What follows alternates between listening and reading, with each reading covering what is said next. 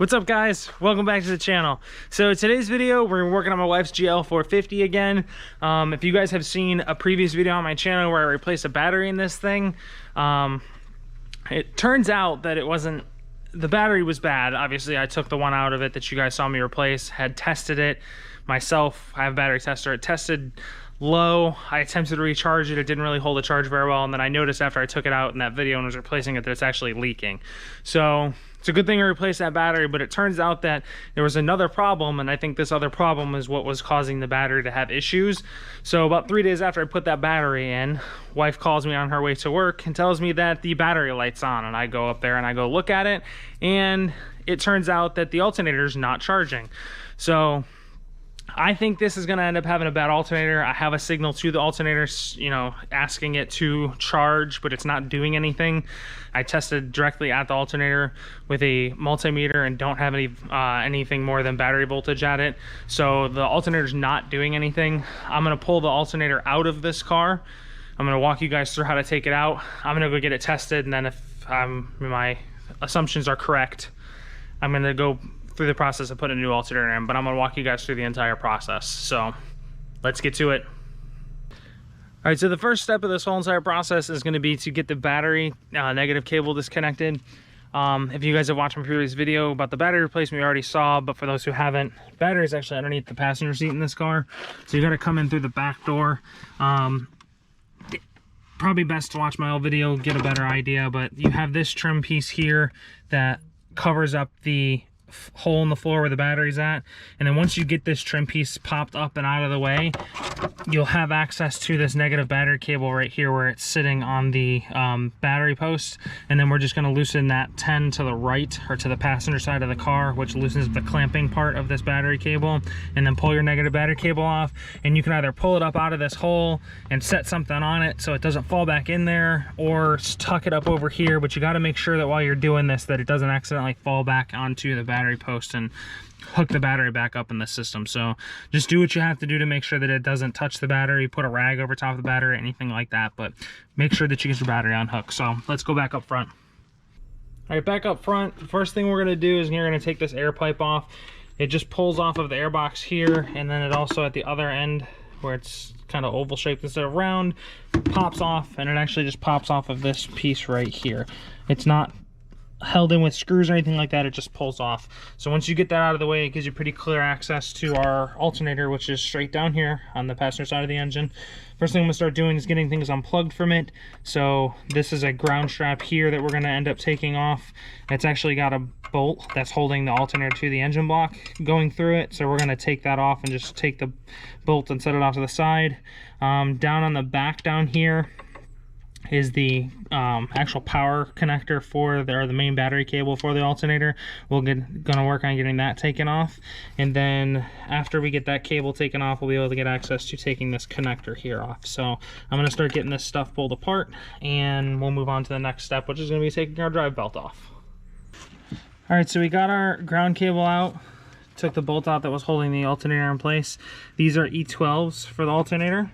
And then I also took the nut loose and took the cable off the back of the alternator. That's a 13. And then once I was able to get that out of the way, I was able to get to this connector here for the alternator itself for like the signal to charge. And then this just has a locking tab on it that you press down on. When you press down on it, you'll hear it click. And when it clicks, you pull it off of there. So now that we got all that stuff out of the way, we know that we are going to be capable of getting our alternator out just by taking the other bolts out. We're going to work on getting our drive belt off. Now, drive belt tensioner is down here where I've got my ratchet here. You can see it right down there.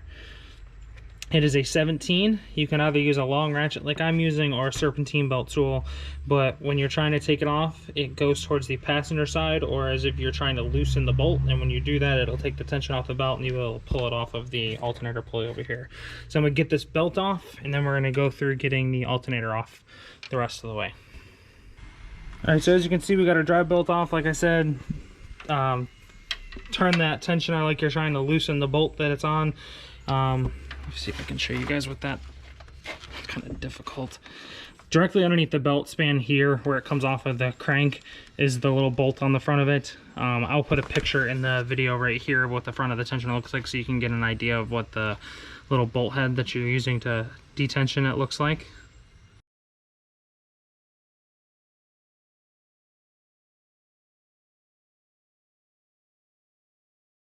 And then once you get the belt off, we are ready to get our alternator off the rest of the way.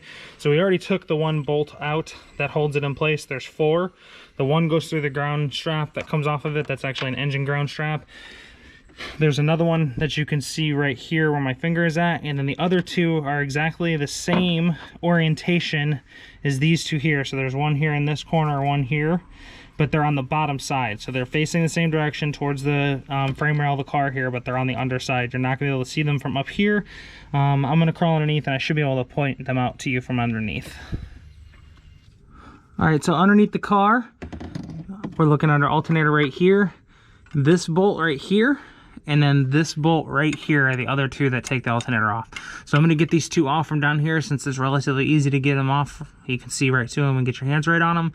I'm going to get these off, and then we're going to go back up top and we're going to take that other bolt that holds it on up top off, and we'll pull our alternator out. All right, so we got both our bottom bolts out. Now that we got those out and we have this other top one out from the ground strap, the only thing left to take out is this one E12 right here.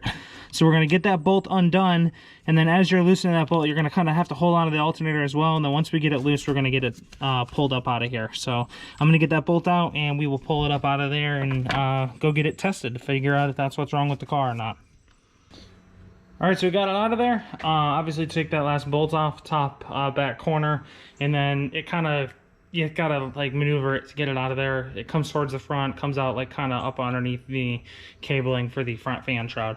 So I'm gonna go get this tested. We're gonna find out if it's bad like I think it is, and if it is, I'm gonna get a new alternator ordered, and we'll come back and put the new one in and make sure that everything's working good.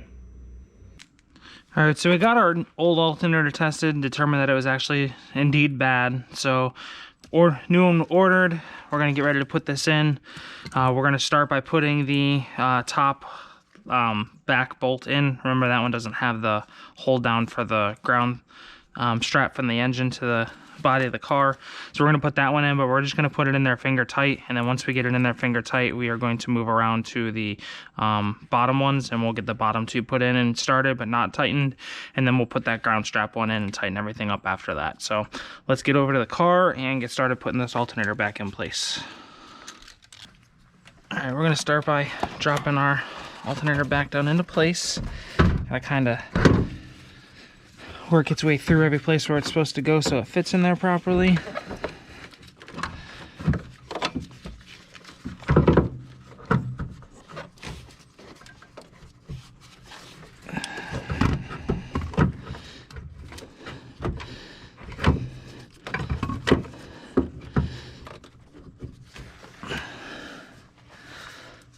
Up on right now.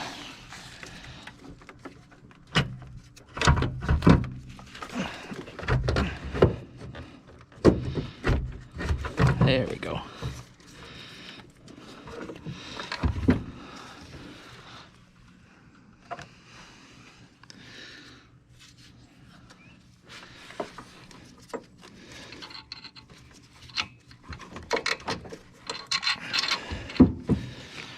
Probably going to be the hardest part about this whole job is getting this alternator back up into place while starting a bolt.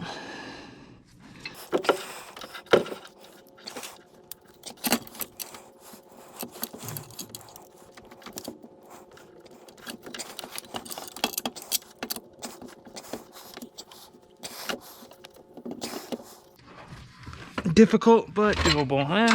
I was wrong. Sometimes stuff like this might be a little bit easier if you get somebody to hold it from the bottom while somebody else screws the bolt in.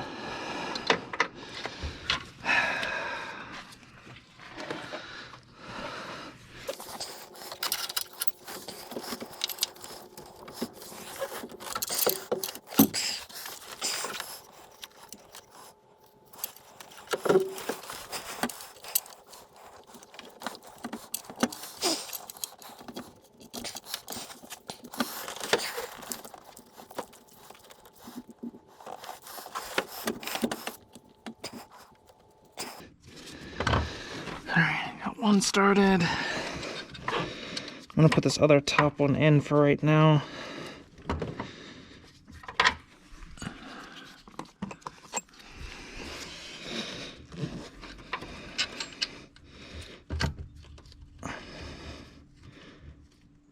just to hold it in place.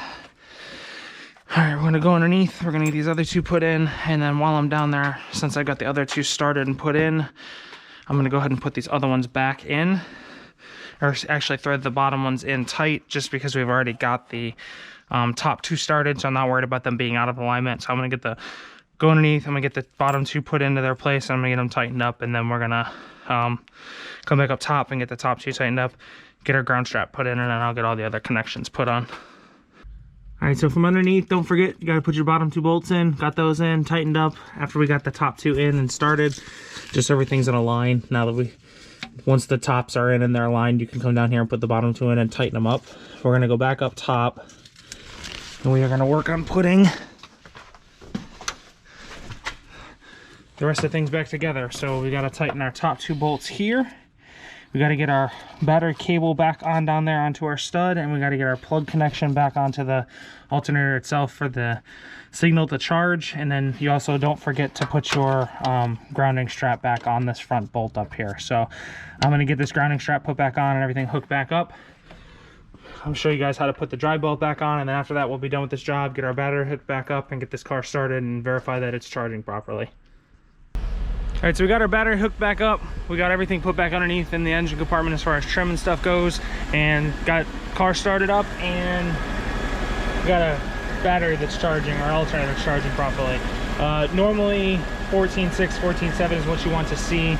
You can see it fluctuating there a little bit. These cars are pretty smart in the fact that they know not to charge more than necessary so they don't hurt the battery.